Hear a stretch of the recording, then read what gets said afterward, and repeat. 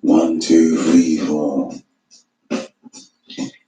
It's the Emperor Johnny show in the middle of the night. I don't know what we're going to talk about. Crash noise off to bed, off to sleep.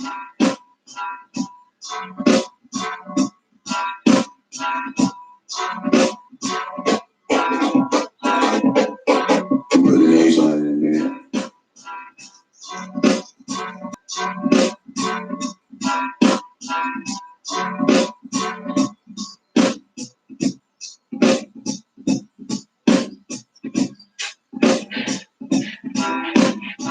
the news on world service at 4 o'clock. You get that?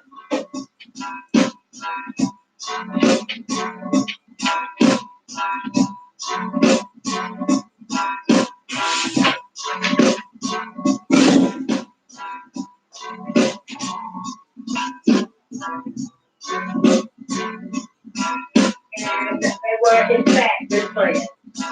Was he business? I mean, presumably Jack Daniels went on even in his lifetime to make, I guess, quite a lot of money on the brand. Did he feel maybe he was somewhat hard done by? No, that's not what I got from my grandmother. In fact, the Greens were one of the wealthiest families in Lynchburg. Jack took care of his employees, which is one of his employees. He took very good care of him. He was under him and he was well paid for it. Absolutely. Now, Thorne, how unusual was that relationship between a white man at that time in the southern states and a black man? It was very rare, but I think to remember that you have a young boy who is showing up on a property as a chore boy. So that means you're like milking a cow, you're running to the well to go get water for the family, you're dealing with the flock for the pigs, you're doing all these things that are not glamorous. You're only 5'2", even in your eldest age, so at that time you're probably not even 4 feet tall. So you're a little bit of a runt, and you don't have a mother, you then don't have a father. I think that there are what actually created a commonality between them. And those struggles, it didn't matter what color they were, they both had really good life. And you started making a brand of whiskey, which named after him, is this right? It is Uncle Nearest. Uncle Nearest. And Victoria, you're also involved in this. What do you do? I am the master blender for Uncle Nearest Premium Whiskey. For the better part of my adult life, I've always had a fascination with whiskey. And so when the opportunity came about, I jumped on it. And it has been a wonderful roller coaster ever since.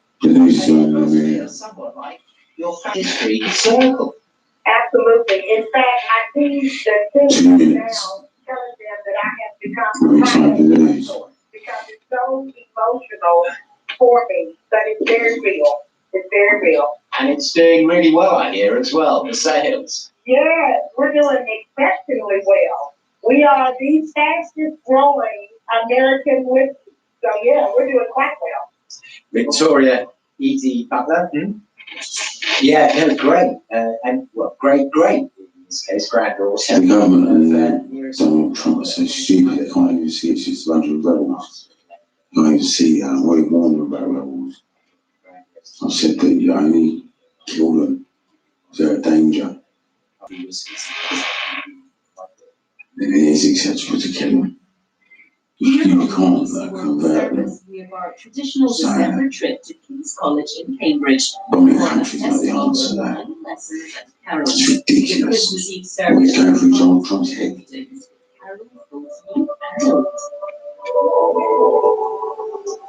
A festival of 9 lessons and carols on the BBC World Service at bbcworldservice.com.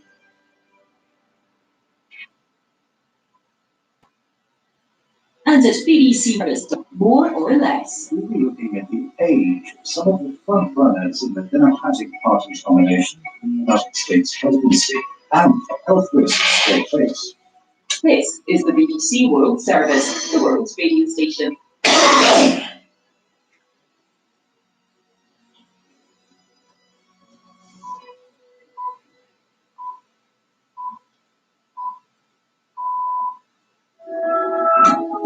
Hello and welcome to Newsday from the BBC World Service with Aaron Kasuja and Tom Hager. That's small. You got You know, I'm saying. You got to go, man. You can't stay like this. about the countries moratorium on nuclear and Yeah, law. we can man, but we're not gonna know what you are doing. We're not party. You read it part-time and Yeah, I this can't be sleeping here. Yeah, I just can't. Alright, we're not. And also siblings in the United States keeping up for dollars, trying to find each other, and not to see about how they are. This woman literally said that she does not remember how many babies. Why don't you go anyway? I need some time to myself, don't I? I mean, And an old I need some time. You come back at 12 tomorrow. No, I'm getting this is All right, well, Haven't you got a key? I'm Neil Eunice with the BBC News. The United States has announced an immediate deployment of 750 troops to the Middle East. The militiamen and their supporters adapted to storm its embassy in Baghdad. Demonstrators were angered by US airstrikes on Sunday, which targeted an Iranian-backed militia group in Iraq and Syria. Iran has rejected Donald Trump's allegation that it was behind the unrest in Baghdad. Speaking at the New Year's What's on your gang? the U.S. military have responded rapidly. We have some of our greatest warriors there. They got in there very quickly. As soon as we saw there was a potential for problem, they got in, and there was no problem whatsoever. I also want to thank the Iraqi government. They really stepped up. I spoke to the Prime Minister today. I thanked him, but they stepped up, and that's The North Korean Kim Jong-un declared that his country is abandoning its moratoriums on nuclear and long-range ballistic missile tests. The state news agency quoted Mr. Kim as saying that North Korea would be developing a nuclear deterrent and would soon introduce a strategic weapon. Here's Liz Marsh. On the face of it, Mr. Kim's remarks to ruling party officials threatened to wipe out 2 years of the tentative nuclear diplomacy championed by President Trump. In reality, the talks with the United States more or less stalled after the sale of Hamas guns in Turkey. In his reported comments, Mr. Clinton framed as US belligerence and accused Washington of gangster-like demands, but he left room for saying Pyongyang's nuclear development plans would depend on the Americans' future attitude. In response, Secretary of State Mike Pompeo said he hoped North Korea would choose peace and prosperity over war. The French President Macron has used a New Year address to insist that his controversial pension reforms will be carried out in weeks of nationwide strikes against the plans. And Busby has this report. The overhaul of the French pension system was a key election pledge of President Macron. He's made it clear he's not about to back down, despite weeks of travel chaos and the prospect of more to come. In this televised message, Mr. Macron said fears over the proposed changes could not be used as an excuse for inaction. It would be a betrayal of our children and their children after them, he said. The far-left leader, Jean-Luc Mélenchon, described the comments as a declaration of war against the millions of French people who rejected the president's planned changes. Tough new rules on sulfur oxide emissions from ships have come into force to combat air pollution. The International Maritime Organization has banned ships from using fuels with a sulfur content of more than 0.5% compared to 3.5% now. World news from the BBC. With bushfires continuing to rage across wide areas of southeast Australia, emergency workers are assessing the damage while still battling to rescue those cut off by the flames. More than 100 fires are still burning in New South Wales. From Sydney, here's Phil Butter. Means by road or by air. In Victoria, about 200 people are sheltering from the fires at a school in Can River. A police boat is expected to take supplies to the seaside town of Malakuta, where thousands of residents and tourists are stranded. The UN World Food Programme says it faces monumental humanitarian challenges in the coming year. It's identifying parts of Africa as the most threatened by food shortages, including South Sudan, the Democratic Republic of Congo, and the Sahel region. In Zimbabwe, the agency says the combined effects of drought and an imploding economy have driven the number of hungry people to the highest level in a decade. Hong Kong began 2020 with further pro-democracy protests that continued well into the night. Riot police in Mong Kok district fired tear gas at anti-government protesters who blocked roads and started fires. Demonstrators formed human chains at major sites across the territory, chanting, "Liberate Hong Kong, revolution now." Hopes that the trade war between Beijing and Washington might be easy and help push up share prices in New York. The Dow Jones Index closed up 22% for the year. The Nasdaq recorded its best year since 2013. The main markets in Europe also reported significant gains for the year after falling back in 2018. BBC World News. Thanks for that. Welcome to Newsday with Alex Sutra and Tom Hay. Good to have you with us. A recent citizenship law in India has led Bangladesh to cut telecom connections along the border with the north. We're also going to be telling you about some children who've given up for adoption. You went on a mission to try and find their siblings. They came from one family, that is, right? Yeah, same father, same mother. So how many? 10 so far, and many more to go. You know, it's an incredible story. Stick with us if you want this. We begin in North Korea, and it says that it has no reason to be unilaterally bound to any commitments that it's abandoning its maritime nuclear missile tests. The North Korean leader Kim Jong-un will only promise to send the United States a Christmas present, saying he would also introduce a new strategic weapon in the near future. Mr. Kim's remarks came after the United States faced a deadline to start talks on denuclearization. Here's analysis from a Korean expert, Dr. David Satterwhite in Japan. The Korean War has never ended, and so a peace treaty would have been possible. Diplomatic relations with the United States and Japan, which under an agreement a very long time ago between Soviet Union and China and the U.S. and Japan, was that there would be cross recognition between the U.S. and North Korea, would set the stage at least for dialogue on an ongoing basis rather than on an ad hoc basis. The economic sanctions by the United Nations and from the U.S. and Japan certainly are doomed to failure because they don't provide anything. They're just, we would say, the stick rather than the carrot. And North Korea is predictably not going to budge with regard to ending its nuclear program unless the international community steps up, ensuring that the sanctions will end in order for North Korea to end its program. So there are a number of things, and a security guarantee is absolutely crucial. Also reported that there are threats for North Korea. North Korea has been under nuclear threat from the United States from October 1950 and has been targeted by the United States by nuclear weapons. And with the fall of the Soviet Union in 1989-90, with the end of the Soviet nuclear umbrella, North Korea proceeded to develop nuclear weapons as a deterrent for being attacked itself. Right, so how is the world likely to react to this development from North Korea, do you think? Is it likely to pay attention to those demands and Mr. Kim's play will actually work?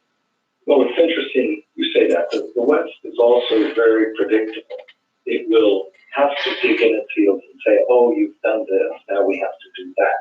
And we'll see a return to a bit of ratcheting up of potential, as we did. We came very, very close to war in 2017.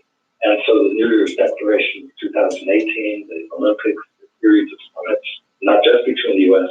And North Korea, all were in a, you might say, a mode of ending that year. I can't say, oh, you shouldn't do that. Going to seek to predict that, and it will not work.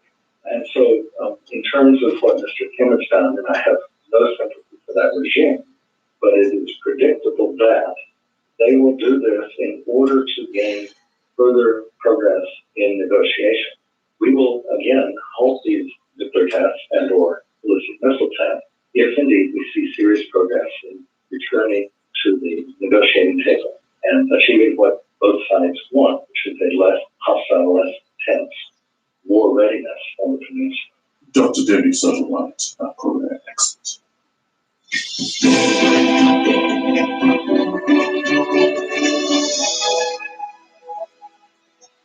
India's controversial citizenship bill, which appears to ban Muslims from becoming citizens, has had repercussions in neighbouring Bangladesh. It suspended its telecom operations along the border with India. Well, let's speak to Dr. Abrar Chowdhury Jr. Welcome to the program. So, what is it that Bangladesh is worried about, and what is it doing? As of now, we have not heard a clear sort of statement from the government. What we see from the newspaper is sources quoting the Bangladesh Telecom Regulatory Commission Authority chair, saying that national security concerns that the border 4,156 kilometer of border, where about 2,000 mobile telephone towers are located. Those have been made for the time being dysfunctional, affecting about lives of about 10 million users. So that's a staggering sum, and never in the past has such a clampdown been put in force. So that's the situation. And we expected some form of sort of clarification in today's newspapers, but apparently there was hardly any mention of it. So certainly there is an issue of concern, but what's the magnitude of that concern, what are the sources of that concern, that has not been clearly spelled out. Right. Now, you work with the refugee migratory movement research unit. So what's your concern when it comes to this law and what's going on? Well, certainly this is something which is absolutely unacceptable. I mean, in the sense that although time and again, India has assured that this is an internal matter of the country, but it certainly has got repercussions. And already we have noted, there have been news reports that people have come across the border. It was reported early in this month that several hundred people were apprehended, and we don't know the nationality of those people, but certainly it is having an impact. And second, although assurances have been done, but in the past, those assurances have been not really honored, such as the use of Ganges water and all that. So there are quite a few things in here. And most importantly, perhaps, even if they don't report, what we see is the very fear of being put into this internal camps or concentration camps, would make people leave the country, and where did they go? And actually, Bangladesh is the nearest border. Right, because when this law was first mooted, I guess the focus was on the fact that India was trying to stop Muslims from neighbouring countries coming into India being Indian citizens. But you're saying this is like the tip of the iceberg, and what's happening is that Muslims in India now feel discriminated against or persecuted and trying to get out by any means. Yes, absolutely. And I mean, the way the law is framed, if refugees, if people are fleeing from persecution, the Citizenship Amendment Act, then any person who's fleeing persecution should be provided with asylum. So you are discriminating. They can't afford any more refugees, I guess, because of what's happening in Myanmar. Absolutely. I mean, the country is already, saddled with this million refugees from Myanmar, and who in the world would accept people who are not of their own origin, and the way, and it's only ray of hope.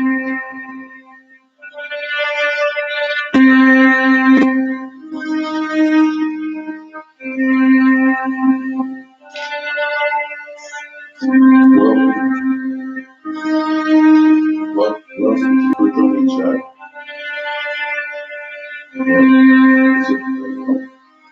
Yeah, that's so. Welcome to the Brodoni Show.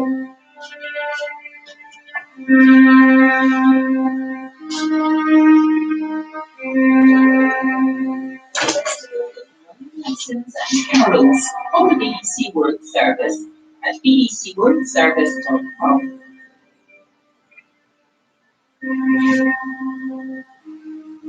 And in 60 minutes, people fixing the world. We're off into space. Over the next few 100 million years, the power of the sun is going to reduce. And eventually, it will make life on Earth impossible. Fear not. So the scientists will plan to I don't believe all that anyway. After news hour, here on the BBC I don't World believe Service. all the things that they talk about. I don't believe everything they say.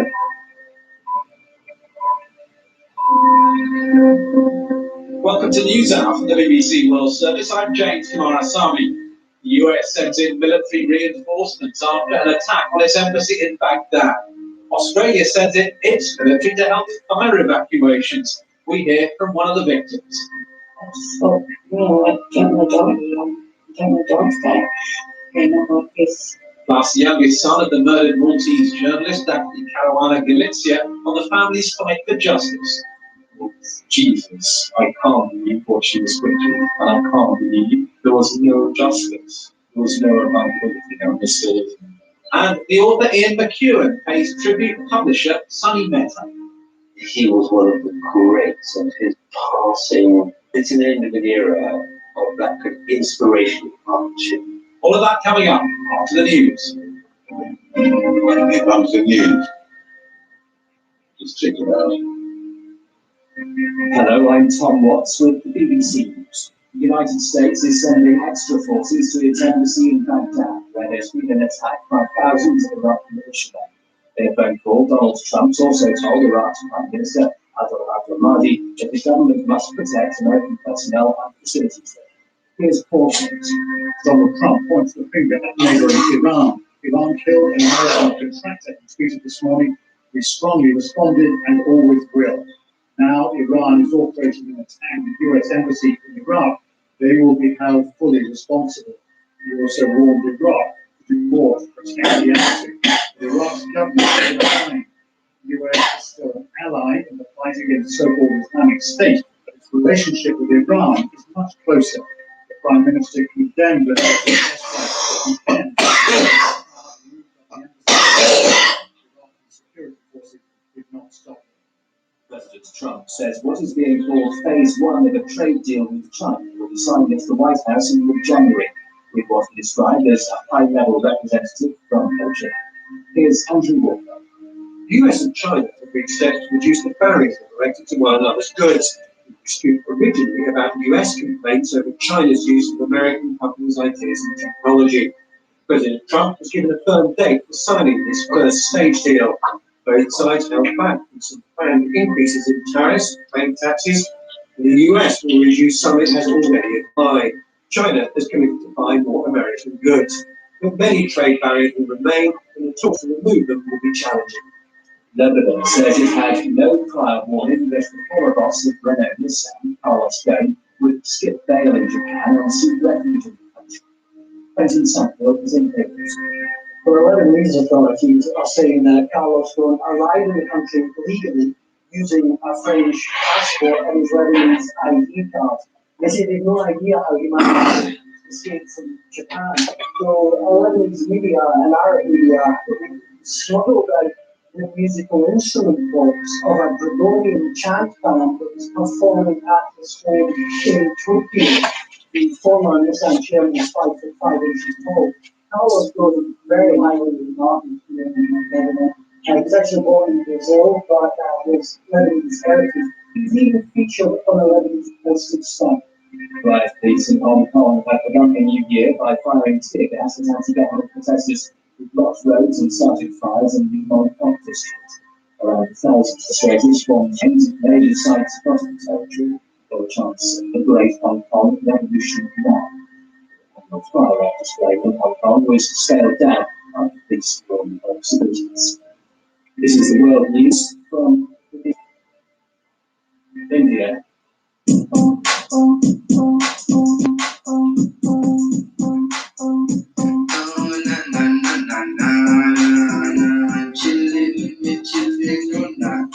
I used to hold your brother, but no one there I speak. On the thing of people rocking and singing, and I keep up. Everybody I do feel the love of falling. People don't love that sweat, yeah, people feel like so right, the man that's all I want to this video stuff and yo, the thing of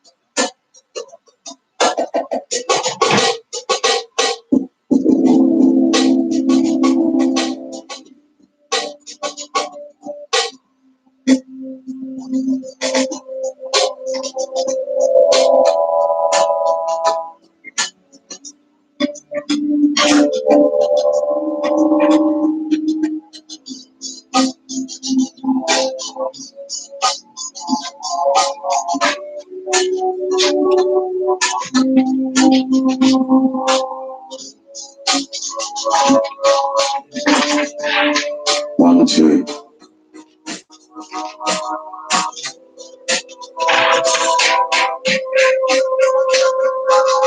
When people complain, it is their emotions which are hurt, but it doesn't mean they're right.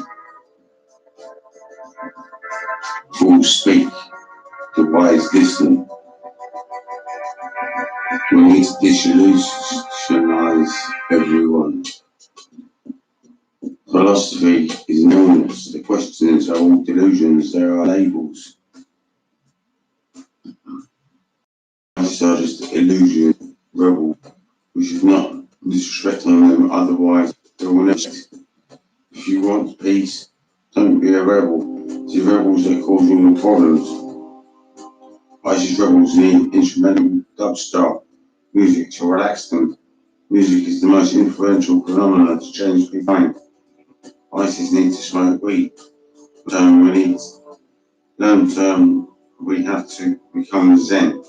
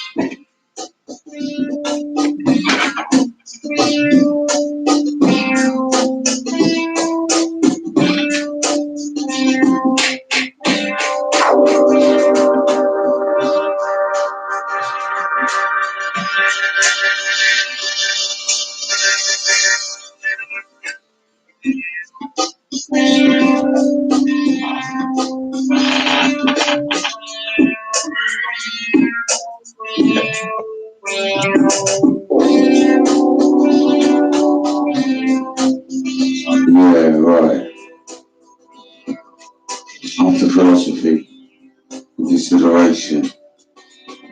I am now in doubt about Poseidon's teaching about farming, where squirrels and animals to evolve from pre-human to human, quite possibly farming.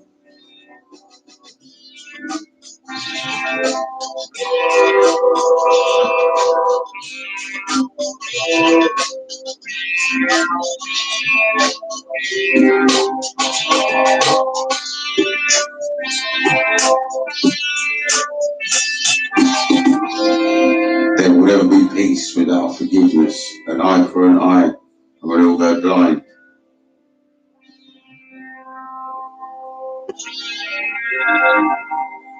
The gun or the knife does not make you a man, and knowledge makes you a man. A man with no knowledge is still a child. Foolish people wear you down, and wise people uplift you. Maybe the whole universe has a spinning force.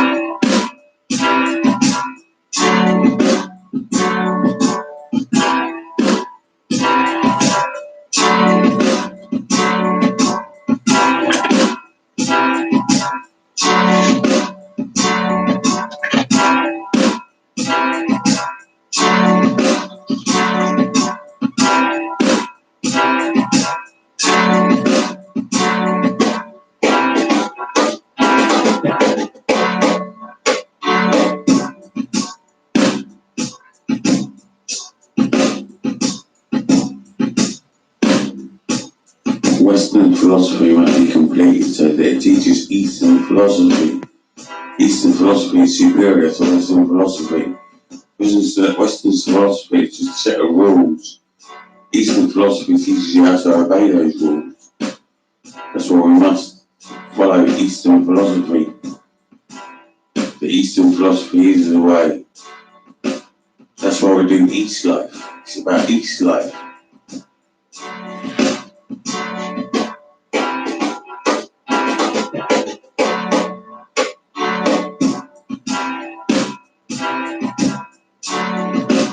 I consider Western philosophy unfinished.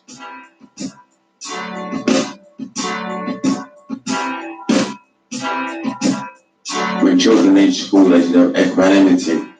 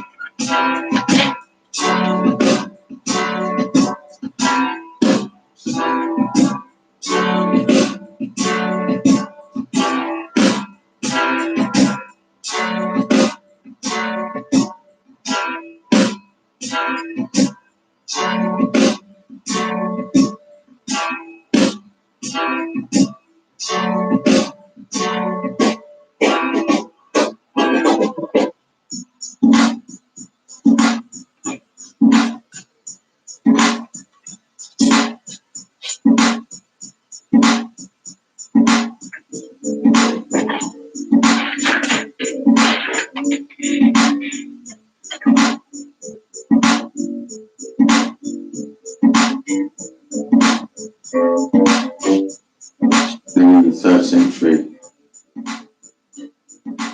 the temples of the ancient world were closed down.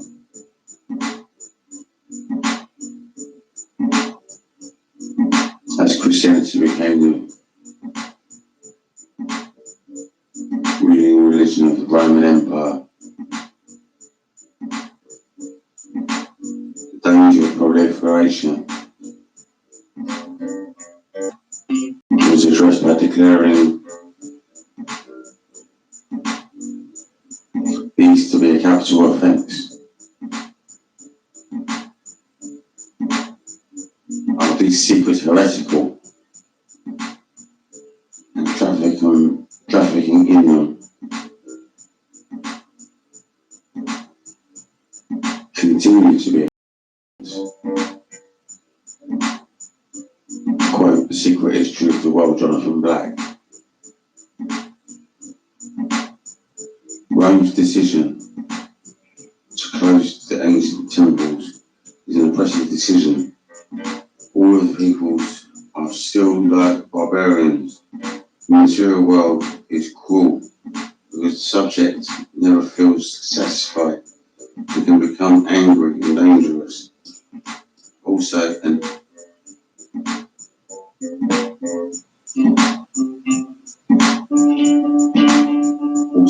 army of oppressed men is no match for an anointed army.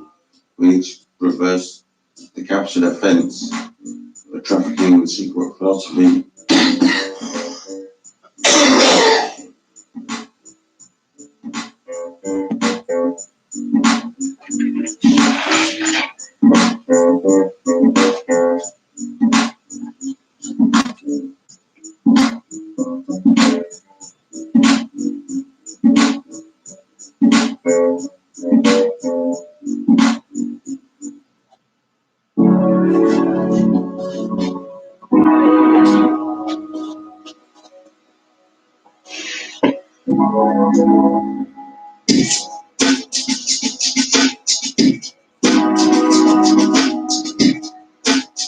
Evolution.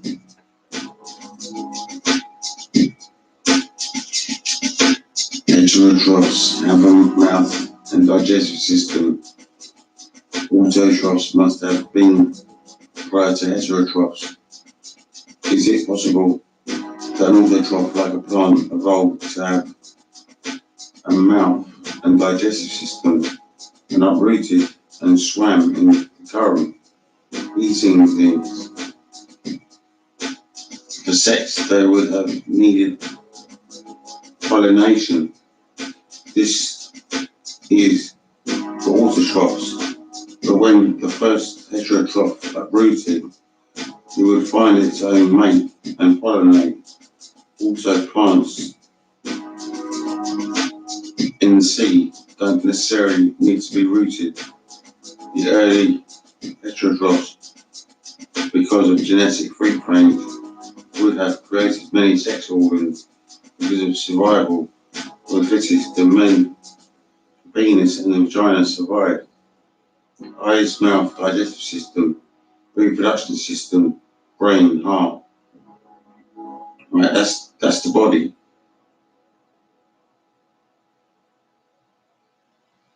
Right. Eyes, mouth, digestive system, reproduction system, brain, heart.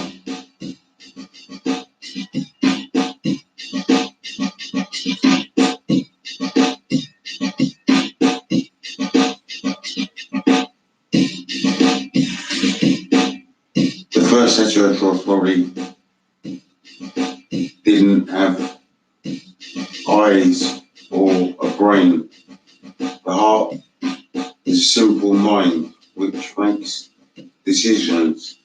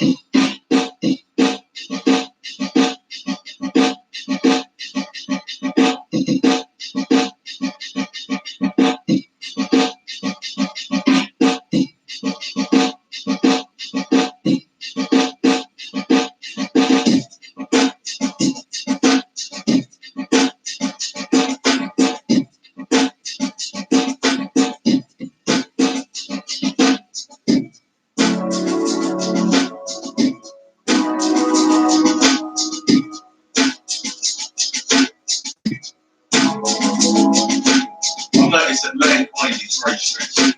There's a lot of very stressed people out there. I didn't realise how stressed I was until the animals taught me to relax.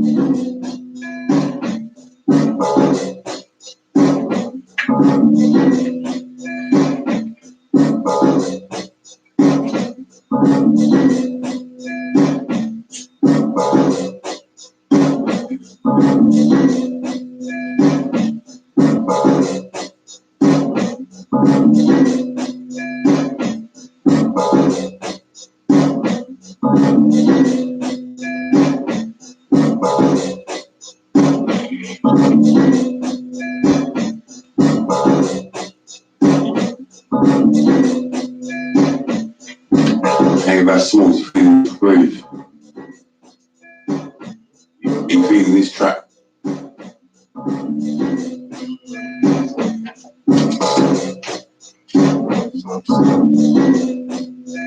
Already feeling it.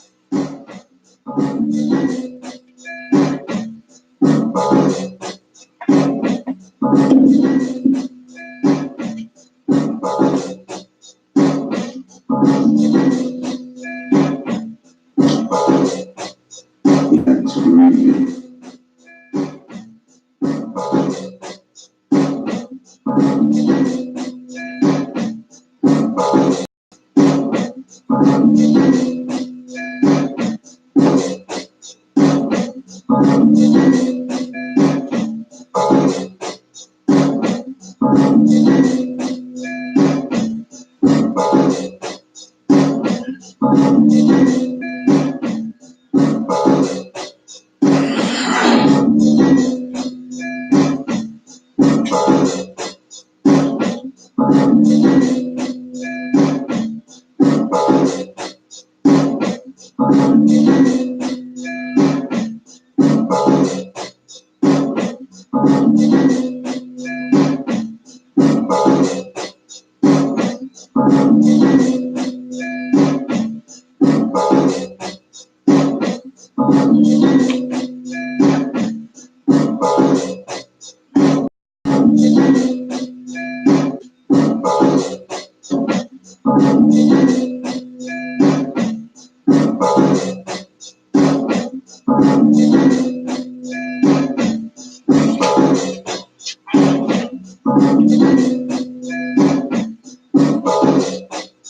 breathing.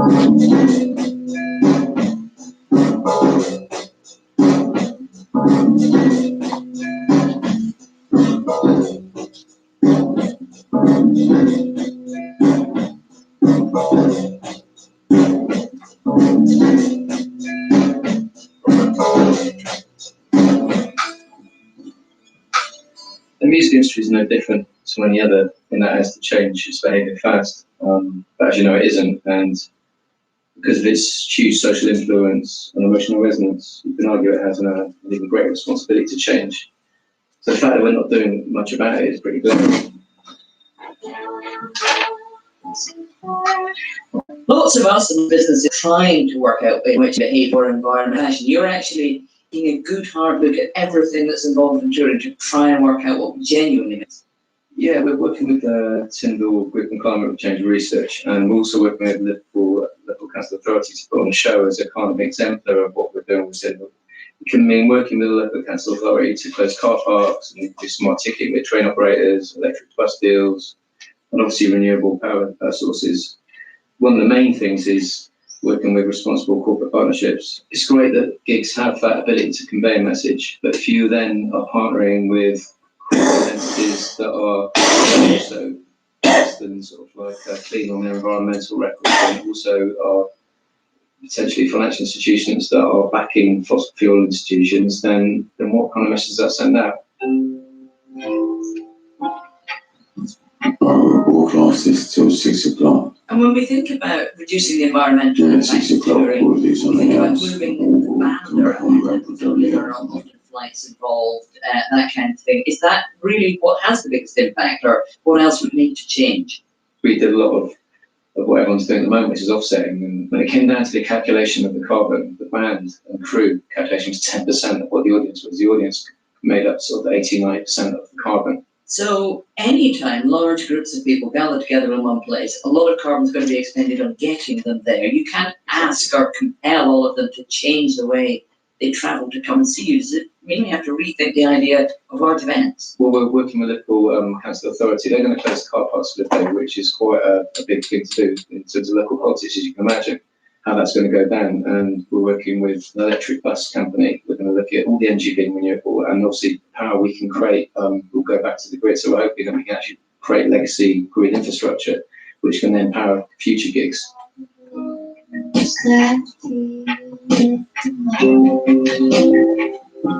Of course, bands need to tour in order to make money, especially since streaming means you make far less from selling the tracks themselves. And in that, you're not of other businesses. Ultimately, you have a problem. Are you going to carry on making money and growing the economy, or do you have to stop your economic activity in order to stop the environmental damage it creates? I'd like to think that we are a very creative industry. If we can show that through this tender report, we can share this report, and through this gig, we can show that there are many solutions to the problems we're now sort of facing, that we won't have to completely stop tooling, that we can just change the model of our business more responsibly. I mean, next year, we plan to travel to Europe solely by train with the band, the crew, and all the gear.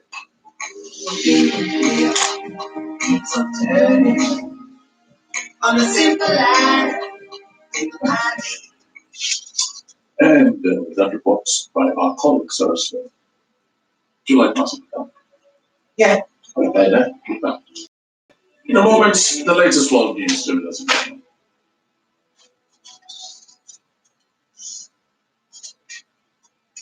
You're listening to the BBC World Service, and here's what's happening in the studio this week. Join me, Glyn Tansley, as I go in the studio with the oldest choir in the world. I'm in Rome to meet the Sistine Chapel Choir and find out how they prepare for Christmas Mass, where they perform for the Pope himself, not to mention tens of millions of people around the world.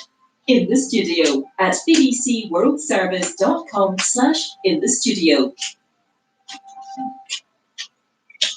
And in 30 minutes, a Digital Planet with Gareth Mitchell. In a special edition on artificial intelligence, we hear about a different approach to training the algorithms in driverless cars and what's next in deep fake technology and face-swapping apps. That's in half an hour after the newsroom here on the BBC World Service, the world's radio station.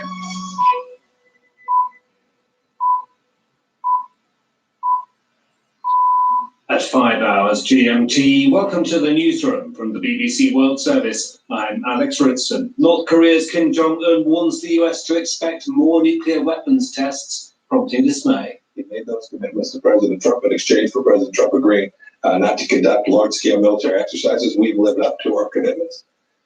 We continue to hold out hope that he'll live up to his as well. 750 US troops are being sent to Iraq after militiamen attempted to storm the American embassy in Baghdad. It's Iran's militias in Iraq that are killing Iraqi protesters and launching rockets that have killed an American and injured Iraqi soldiers and American soldiers. The military battles to contain Australia's raging bushfires as smoke blankets the capital, Canberra. New rules to curb dangerous emissions from the global shipping industry. And the Chilean town where residents mark the new year by spending the night in a graveyard. You're listening to the BBC World Service. Hello, I'm Neil Nunes with the BBC News. Within the past hour, the emergency services of Australia have announced that 7 people are now known to have died on Tuesday as a result of bushfires sweeping across New South Wales. Local media said at least 200 homes were destroyed yesterday. As the fires continue to rage, emergency workers are assessing the damage while still battling to rescue those caught off by the flames. This resident, Anna Clark, has been forced to evacuate from her coastal farm. We're actually literally evacuating now out of the area where our farm is. Yesterday we couldn't do that. We're very near the beach. We packed our bags and got ready to run to the beach basically, but it was genuinely terrifying. It was like the day never happened yesterday. There was no dawn. It was just red and dark and smoky the whole day, and we didn't know what was going to happen. The North Korean leader Kim Jong-un has declared that his country is abandoning its moratoriums on nuclear and long-range ballistic missile tests. The state news agency quoted Mr. Kim as saying that North Korea will continue developing a nuclear deterrent and will introduce a new strategic weapon. Viv Marsh reports. In his reported comments, Mr. Kim complained of US belligerence and accused Washington of gangster-like demands, but he left room for dialogue, saying Pyongyang's nuclear development plans would depend on the Americans' future attitude. In response, the US Secretary of State, Mike Pompeo, said he hoped North Korea would choose peace and prosperity over war.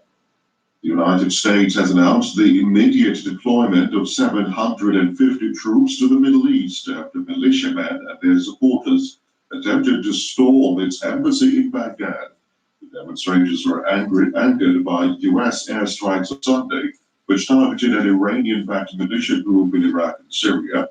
Iran has rejected Donald Trump's allegation that it was behind the unrest in Baghdad. Speaking at a New Year's party, Mr. Trump said the US military had responded rapidly. We have some of our greatest warriors there. They got in there very quickly. As soon as we saw there was a potential for problem, they got in, and there was no problem whatsoever. I also want to thank the Iraqi government. They really stepped up. I spoke to the Prime Minister today. I thanked him, but they stepped up very nicely. Tough new rules on sulfur oxide emissions from ships have come into force to combat air pollution. The International Maritime Organization has banned ships from using fuels with a sulfur content of more than 0.5%, compared with 3.5% now. Shipping companies have been preparing for the sulfur cap for months, but the change is costly. World news from the BBC. The UN World Food Programme says it faces monumental humanitarian challenges in the coming year. It's identified parts of Africa as the most threatened by food shortages, including South Sudan, the Democratic Republic of Congo, and the Sahel region. In Zimbabwe, the agency says the combined effects of drought and an imploding economy have driven the number of hungry people to the highest level in a decade. In a New Year address, the French President Emmanuel Macron has insisted his controversial pension reforms will be carried out. Nationwide strikes against the plans, which would raise the state's pension age for many people, have caused weeks of disruption, but Mr. Macron said the proposed changes were vital. Faut-il pour autant renoncer à changer notre pays? Should we give up changing our country and our daily lives? No, because that would mean abandoning those who the system has already abandoned. It would be a betrayal of our children. That's why the pension reform to which I've committed myself will be carried out. It's a project for justice and social progress. The far-left leader Jean-Luc Mélenchon described the comments as a declaration of war against the millions of French people who rejected the president's planned changes. A riot at a prison in Venezuela is reported to have left at least 10 inmates dead. A human rights group said 4 grenades were detonated in the clashes. One wing of the jail in the northwestern state of Zulia was set on fire. Violence is common in Venezuelan prisons, which suffer severe overcrowding. Hopes that the trade war between Beijing and Washington might be easing have helped push up share prices in New York. The Dow Jones Index closed up by 22% for the year. BBC World News. You're listening to the newsroom from the BBC World Service with me, Alex Ritson. It was North Korea's ultimatum to the US after denuclearization talks collapsed. Come back with better incentives by the end of 2019, or we'll take a different path. Well, as 2019 passed into 2020, North Korean leader Kim Jong-un was laying out that path, and it includes a return to testing nuclear weapons and long-range ballistic missiles. But Washington is holding out hope that negotiations can be resumed. Newsroom's Peter Goffin reports. Kim Jong-un has spent the last 3 days at the conference of his political party, addressing his followers for hours on end in speeches broadcast by North Korean state media. His promise to the U.S. not to test nuclear weapons or long-range missiles has been abandoned. Instead, Mr. Kim said he has a new strategic weapon ready to be unveiled to the world. Whereas North Korea at one point had asked for relief from economic sanctions in exchange for denuclearization, Mr. Kim has now said he doesn't need foreign money to refuse to North Korea's efficiency. Kim's remarks are a blow to Donald Trump, who continues to tempt the North Korean leader and the supposed progress the pair has made towards denuclearization. On Tuesday, Mr. Trump's Foreign Secretary Mike Pompeo told CBS News that he hoped Kim Jong-un would return to diplomatic negotiations. If Chairman Kim has reneged on the commitments he made to President Trump, that is deeply disappointing. I was there when Chairman Kim made the commitment that said he would not engage in intercontinental missiles or testing their nuclear weapon systems. He made those commitments to President Trump in exchange for President Trump agreeing not to conduct large-scale exercises. We've lived up to our commitments. Continue to hold out hope that he'll live up to his as well. North Korea's ambassador to the United Nations has said that talks with the US are dead and the denuclearization is off the table. Although Mr. Kim said this week the scope of weapons testing would depend on Washington's attitude, wording that suggests he may still be open to talks. Some US officials have dismissed Mr. Kim's statements as bluster, an attempt to gain leverage in future negotiations. But there are also reports that North Korea is just trying to drag its heels while it waits for the outcomes of Mr. Trump's impeachment trial and the 2020 presidential election. By the end of 2020, Mr. Trump could be on his way out of office, and the U.S. relationship with North Korea would in many ways begin all over again with a new president. Peter Joffin. To Iraq now, and the US Defense Secretary Mark Esper has announced that up to 750 US troops are on their way to the capital Baghdad after Tuesday's demonstrations at the American embassy, which saw protesters set fire to a guard post and scale a wall at the fortified compound. Mr. Esper said the deployment was an appropriate and precautionary action taken in response to increased threat levels against US personnel and facilities. The demonstrators were supporters of an Iranian-backed militia, Kataib Hezbollah, that lost 25 of its members on Sunday during a US airstrike. As dusk fell on the Iraqi capital, most of the people had dispersed. The pictures released by the American military showed US helicopters circling the embassy, setting off flares and keeping an eye on activities in the streets below.